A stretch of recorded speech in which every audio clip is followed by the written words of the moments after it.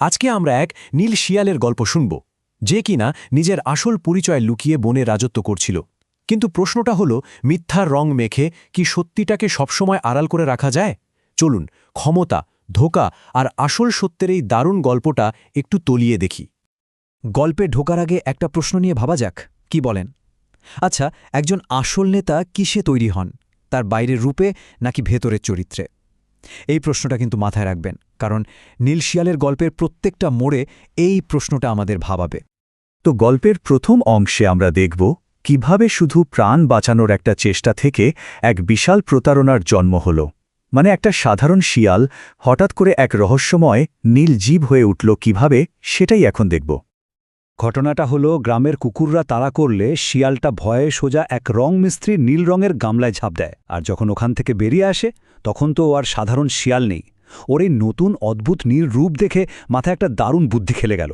ও বুঝে গেল এই সুযোগটা কাজে লাগাতে হবে।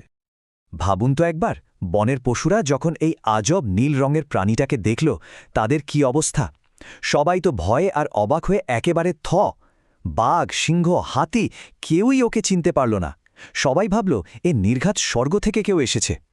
আর পশুদের এই অবাক হওয়া আর ভয়টাকেই শিয়ালটা কাজে লাগাল। একটা মারাত্মক মিথ্যা কথা বলে ফেলল। সোজা ঘোষণা করে দিল, দেবতারা আমাকে তোমাদের রাজা করে পাঠিয়েছেন। আর বনের সহজ সরল পশুরা ব্যাস বিশ্বাস করে নিল। আর এখানেই কিন্তু গল্পের প্রথম এবং সবচেয়ে বড় শিক্ষাটা লুকিয়ে আছে। মিথ্যার রং আপনি যতই গাঢ় করুন না কেন, সত্যের আলোর সামনে সেটা ফিকে হতে বাধ্য। শিয়ালের এই প্রতারণার শুরুটা আমাদের এই চরম সত্যিটাই মনে করিয়ে দেয়। আচ্ছা, এবার গল্পের পরের ধাপে যাই, যেখানে শিয়ালটা তার রাজত্ব তো শুরু করল, কিন্তু তার মিথ্যার চাপটাও আস্তে আস্তে বাড়তে থাকল। এখানে শিয়ালের ভেতরের টানাপোড়নটা খুব পরিষ্কার বোঝা যাচ্ছে। দেখুন, একদিকে সে বনের রাজা, সবাই তার কথা শোনে, কিন্তু মনের ভেতরে সবসময় একটা ভয় কাজ করছে, যদি কেউ আসল সত্যিটা জেনে ফেলে। আর এই ভয়ের কারণেই সে তার নিজের জাত ভাই, মানে অন্য শিয়ালদের বন থেকেই তাড়িয়ে দিল। এভাবেই দিন, মাস, বছর কেটে যেতে লাগল। তার নকল রাজত্ব বেশ ভালোই চলছিল, আর ক্ষমতার অহংকারে সে এতটাই ডুবে গিয়েছিল যে সে নিজেই প্রায় ভুলে গিয়েছিল যে সে আসলে একটা সাধারণ শিয়াল, কোনো রাজাটাজা নয়। এখান থেকে আমরা গল্পের দ্বিতীয় শিক্ষাটা পাই। যখন নিজের চরিত্রটাই মিথ্যার উপর দাঁড়িয়ে থাকে, তখন ক্ষমতার চেয়ারটা আসলে একটা ছলনার সিঁড়ি ছাড়া আর কিছুই না। যে ক্ষমতা সত্যি দিয়ে গড়া নয়, সেটা যে কোনো মুহূর্তে ভেঙে পড়তে পারে, ঠিক কাচের ঘরের মতো। তো এবার আমরা গল্পের সেই অংশে চলে এসেছি যেটা সবচেয়ে রোমাঞ্চকর, যেখানে শিয়ালের এতদিনের সাজানো মিথ্যার জগৎটা এবার ভেঙে পড়তে চলেছে। হঠাৎ একদিন জঙ্গলটা একটা চেনা শব্দে কেঁপে উঠল। ঠিক তাই, সেই পরিচিত ডাক, হুয়া হুয়া। নিজের দলের শিয়ালদের ডাক শুনে তার ভেতরের আসল সত্তাটা আর চুপ করে থাকতে পারল না। শত চেষ্টা করেও সে নিজেকে আটকাতে পারল না। ওর জন্মগত স্বভাব ওর নকল রাজমুকুটের চেয়ে অনেক বেশি শক্তিশালী প্রমাণ হল। এক মুহূর্তের জন্য ভুলেই গেল যে সে এখন বনের রাজা সেজে বসে আছে। তাহলে পুরো ব্যাপারটা কি দাঁড়ালো? দূরে একদল শিয়াল ডাকছিল, আর সেই ডাক শুনেই আমাদের নীল শিয়ালের ভেতরের আসল সত্তাটা জেগে উঠল। ও নিজেকে আর ধরে রাখতে না পেরে আনন্দে তাদের সাথে গলা মেলালো।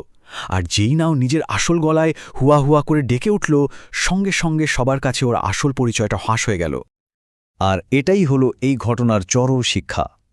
মানুষের আসল স্বভাব বা প্রকৃতি এতটাই শক্তিশালী যে একটা মিথ্যার সিংহাসনকে ভেঙে ফেলতে এক মুহূর্তও সময় নেয় না। চলুন এবার গল্পের একদম শেষ পর্যায়ে চলে যাই। দেখব এই উপকথা থেকে আমরা আসল কি বার্তা পাই, আর গুরুদেব এ বিষয়ে কি বলেছেন। ওর আসল রূপটা সামনে আসতেই বনের পশুরা রাগে ফেটে পড়ল।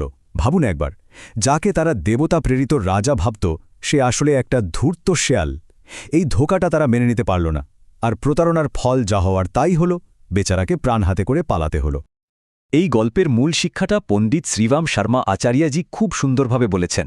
তার মতে আসল বড় হওয়াটা বাইরের রূপ বা কোনো পদপদবিতে নেই, আসল মহত্ব থাকে মানুষের চরিত্রে আর তার ভালো গুণে। অর্থাৎ গুরুদেবের বার্তাটা খুব স্পষ্ট। নিজের আসল পরিচয় থেকে পালানোর কোনো মানে হয় না, বরং নিজের ভেতরের রংটা বদলানো দরকার। তবে সেটা কোনো নীল রং দিয়ে নয়, নিজের সদ্গুণ বা ভালো গুণ দিয়ে। এই আলোচনা শেষ করার আগে চলুন আমরা সবাই নিজেদের একটা প্রশ্ন করি। এই নীল শেয়ালের মতো আমরাও কি নিজেদের জীবনে কোনো না কোনো নীল রং মেখে ঘুরে বেড়াচ্ছি? মানে এমন কোনো মিথ্যে পরিচয় বা মুখোশ পরে আছি যেটা দিয়ে আমরা নিজেদের আসল আমিটাকে ঢাকার চেষ্টা করছি? উত্তরটা না হয় আমরা প্রত্যেকেই নিজের মতো করে ভাবব।